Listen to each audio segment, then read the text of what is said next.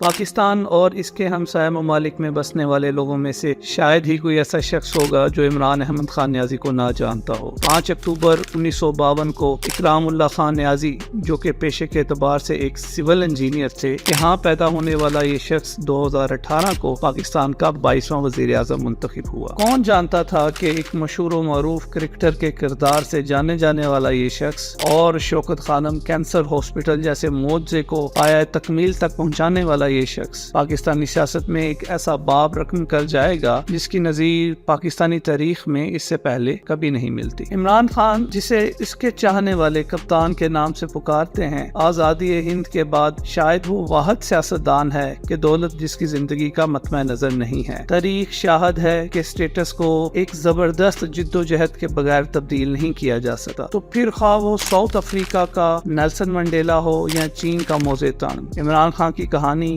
ابھی نامکمل ہے۔ اسٹیٹس کو جتنا مضبوط ہوتا ہے، اسے بدلنے کے لیے اتنی ہی قوت درکار ہوتی ہے۔ گزشتہ سال اپریل کے مہینے میں ووٹ آف نو کانفیڈنس جیسے آئینی مراحل سے گزرتے ہوئے، جسے حاصل کرنے کے لیے پس پردہ بے شمار غیر آئینی اور غیر اخلاقی اقدامات کیے گئے، عمران خان کی حکومت بدل دی گئی۔ اس دن سے لے کر آج تک عمران خان کی کہانی کسی سائنس فکشن کی طرح ایسے موڑ لے رہی ہے جس کے بابت کوئی پیشین گوئی کرنا لگ بھگ ناممکن ہے۔ کہا جاتا ہے کچھ رستے بذات خود منزل ہوتے ہیں۔ شاید عمران خان بھی اب ایک ایسے رستے پر گامزن ہے جہاں اس کی زندگی کا کھیل ہار جیت کے محور سے آزاد ہے۔ جو نقش عمران خان نے پاکستانی سیاست پر چھوڑ دیے ہیں، تاریخ اسے ہمیشہ زندہ رکھے گی۔